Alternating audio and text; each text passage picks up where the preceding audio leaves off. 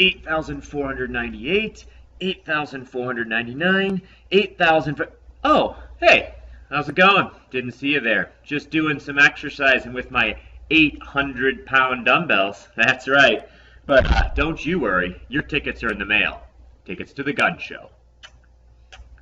Now that we got the exercise out of the way, let's learn some math. Today we're going to talk about algebraic properties and writing algebraic proofs. Now, one of the most important questions we have to be able to answer when we're working with this is the question of why. Were you a kid like this when you were little, asking your parents, why? Why? Why? Why? Well, sometimes asking why is actually a good thing. And that's really what we're going to be focusing on here in Target 5. In the first part, we're going to learn some properties, and in the second part, we're really going to work on applying them in some proofs.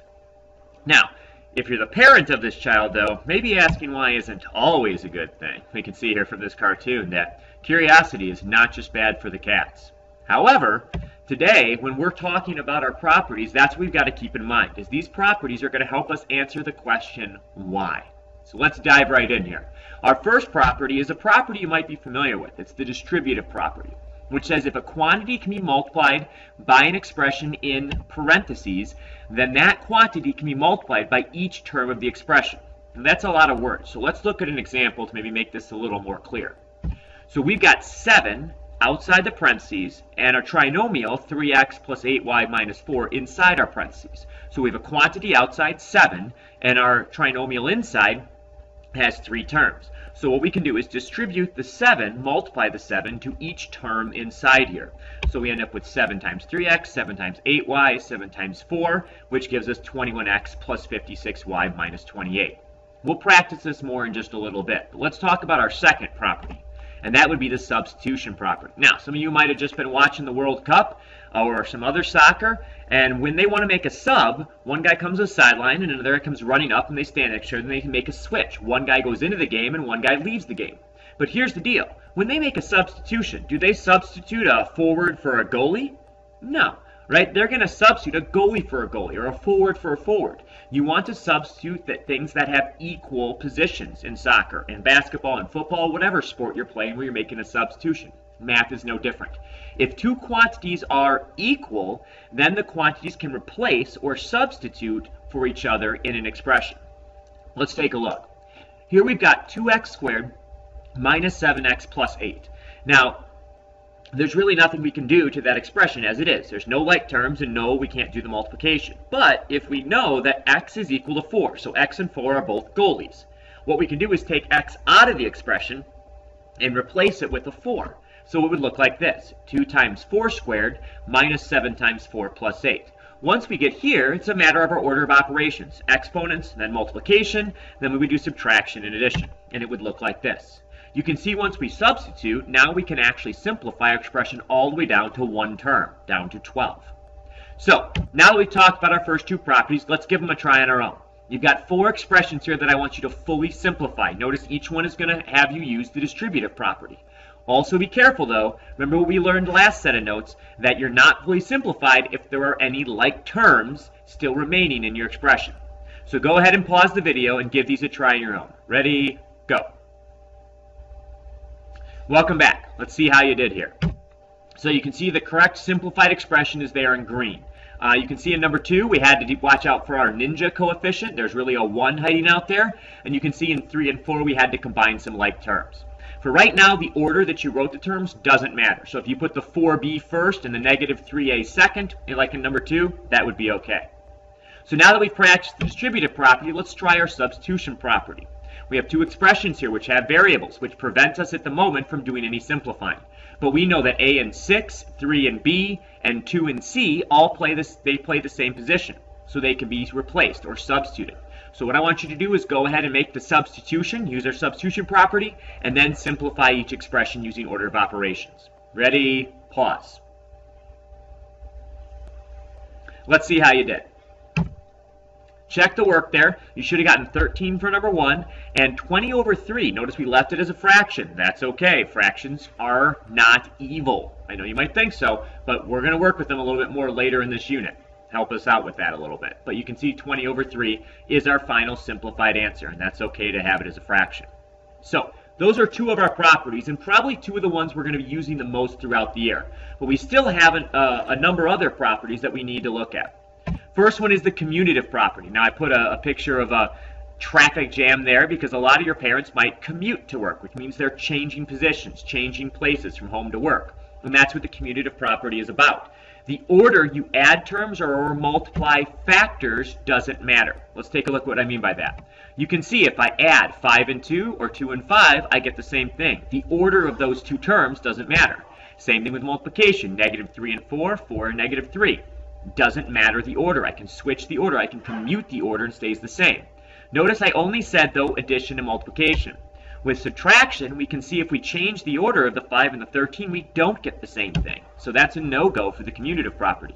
Same thing with division. 18 and 6 can't be switched and end up with the same answer. So we know that those won't work. Let's talk about the associative property here. The associative property tells us the order we will perform addition or multiplication doesn't matter. So if I have an expression where all of the operation is addition, such as 8 plus 4 plus 10, I have two different addition symbols there. Well, which one do I do first? Well, I could go left to right, but what we can see our associative property tells us is it doesn't actually matter as long as it's all addition. So I can do 8 plus 4 and then add 10, or I can do 4 plus 10 and then add 8. I'll end up with 22 either way. The same deal applies with multiplication. As long as it's all multiplication there, I can do 7 times 2 and then multiply by negative 5, or 2 times negative 5 and then multiply by the 7. I will end up with the same thing. The same deal, though, applies with the subtraction and division as it did with our commutative property. They do not work with the associative property. If you don't believe me, go ahead and take these two expressions and take out the addition and multiplication and put in subtraction and division and go ahead and try them. See if you end up with the same thing. I can guarantee you, you won't. So we've hit 4 out of our 10 properties. Now what we're going to look at is a bunch of properties here that you have probably been using probably since like first grade when you first started learning how to add, subtract, multiply, and divide. And you didn't know you were using these, but you actually were. So let's look at them here. First one is our multiplicative identity property, which says if a value is multiplied by 1, the product is the same value. 8 times 1 is 8. 100 times 1 is 100. A billion times 1 is still a billion. That's our multiplicative identity property. And you've multiplied by 1 probably a lot in your life.